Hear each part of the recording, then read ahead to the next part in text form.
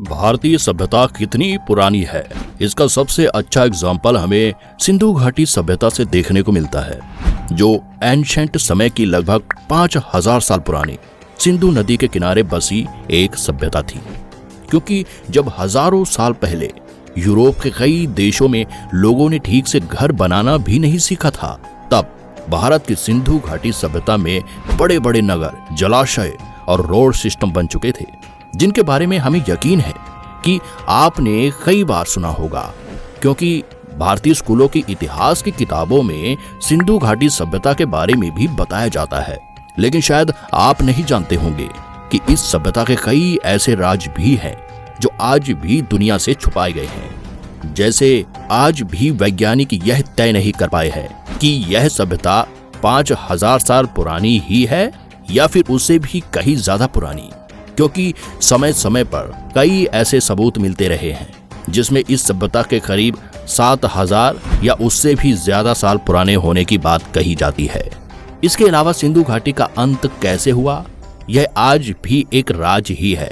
कई इस सभ्यता के अचानक खत्म होने के पीछे किसी खतरनाक बीमारी के फैलने को वजह मानते हैं, तो कई लोग इसके खत्म होने के पीछे एक बड़ी प्राकृतिक तबाही को वजह मानते हैं, जिसका एक कारण यह भी है, जब सिंधु घाटी की खोज के दौरान सिंधु नदी के किनारे खुदाई की गई थी, तब उस दौरान हमें इस सभ्यता के लोगों के कंकाल देखने को मिले थे, जिनकी संख्या इतनी ज्यादा थी कि मानो एक पूरे शहर के लोगों की हड्डियां यहां आ गई हो।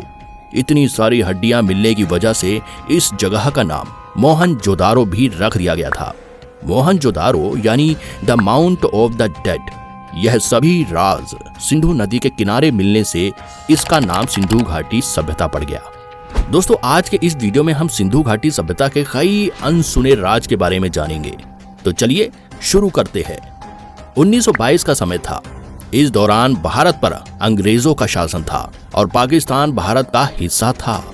इस दौरान पुरातत्व वैज्ञानिक राय बहादुर दयाराम साहनी को 1921 में भारत के उत्तरी हिस्से यानी आज के पाकिस्तानी इलाके में कई ऐसी साइट देखने को मिली जहां कुछ खुदाई के बाद ही बड़े बड़े घर और पक्की सड़कें देखने को मिल रही थी, जो एक इशारा थी कि शायद यहाँ पर एक पुरानी एडवांस सिविलाइजेशन के बचे हुए हिस्से मौजूद हैं।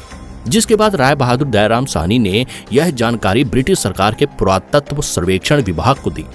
इस तरह सिंधु घाटी सभ्यता के पहले अंश की खुदाई शुरू हुई और लगभग एक साल बाद 1922 में सिंधु नदी के किनारे मौजूद सिंध में ऐसी कई अलग अलग जगह मिली जहां पर कई बड़े बड़े हिमनगर बने हुए थे, जिनमें 1 से 2 मंजिला मकान, सड़कें और वाटर सिस्टम तक मौजूद थे।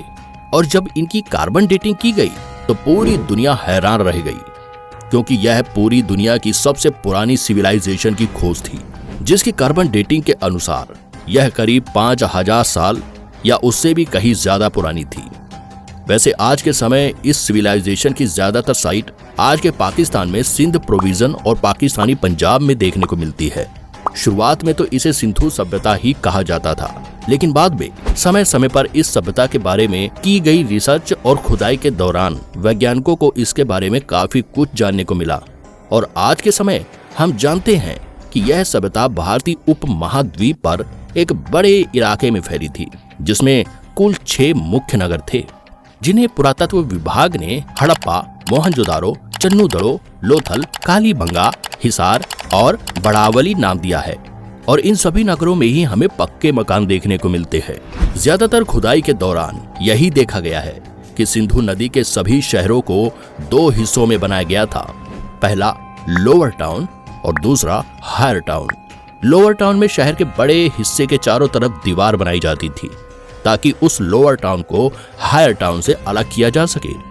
इसके अलावा हायर टाउन वाले हिस्से में एक खास बात देखने को मिलती थी कि यहाँ एक बड़ा किला मौजूद होता था।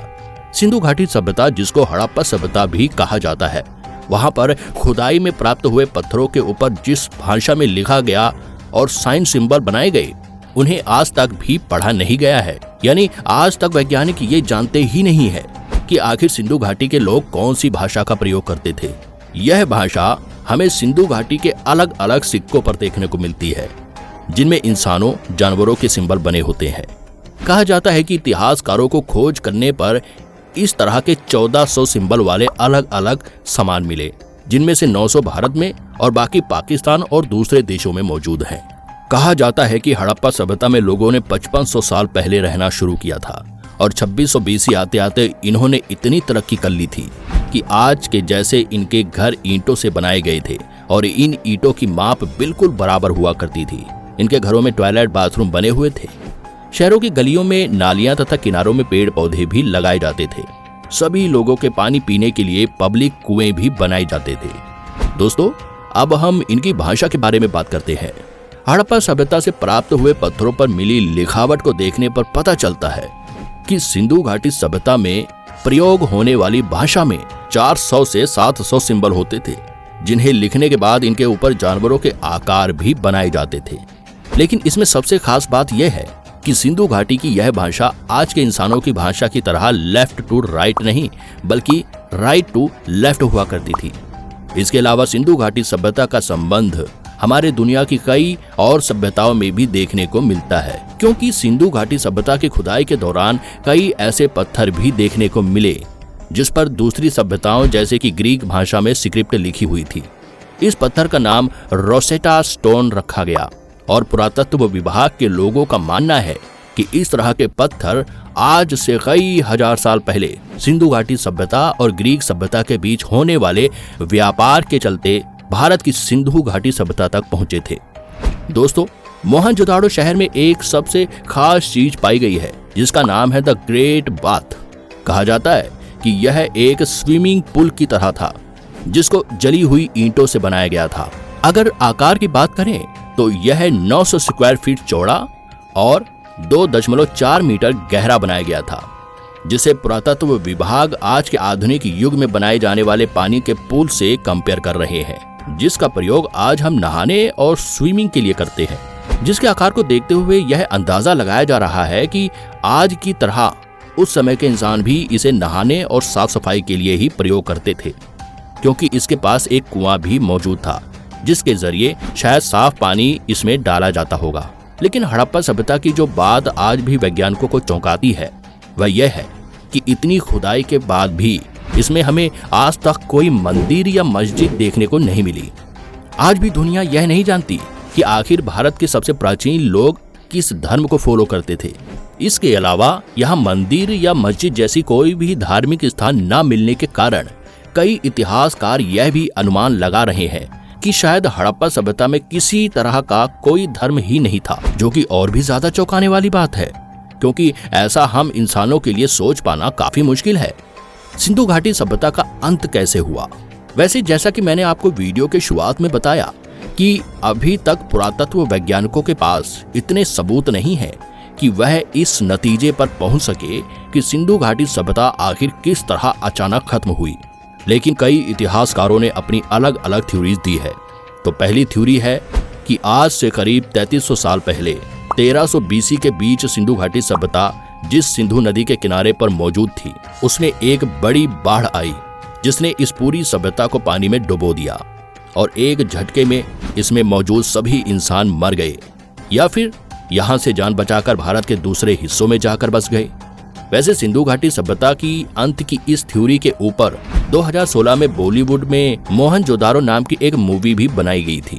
इसके अलावा दूसरी थ्योरी के मुताबिक सिंधु घाटी सभ्यता का अंत अचानक नहीं हुआ, बल्कि आज से करीब 3000 साल पहले धीरे धीरे इस सभ्यता में कई ऐसी खतरनाक बीमारियां फैलने लगी जिसका कोई इलाज नहीं था, जिसके चलते यहाँ तेजी से लोगों की मौत होने लगी और कई लोग बसते हुए भारत के दूसरे हिस्सों में तो बस गए, पर तब तक यह जगह पूरी तरह खंडहर बन गई और यहाँ पर हजारों सालों तक किसी भी तरह की कोई सेटलमेंट नहीं हुई।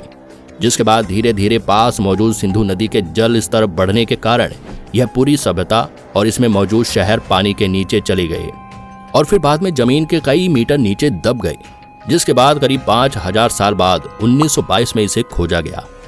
तो दोस्तों, आशा करता हूं कि आज की इस वीडियो से आपको काफी कुछ नया सीखने को मिला होगा। अगर आपका कोई सवाल या सुझाव है तो आप मुझे कमेंट बॉक्स में लिखकर बता सकते हैं और ऐसी ही इतिहास से जुड़ी वीडियो देखने के लिए हमारे चैनल पर बने रहे।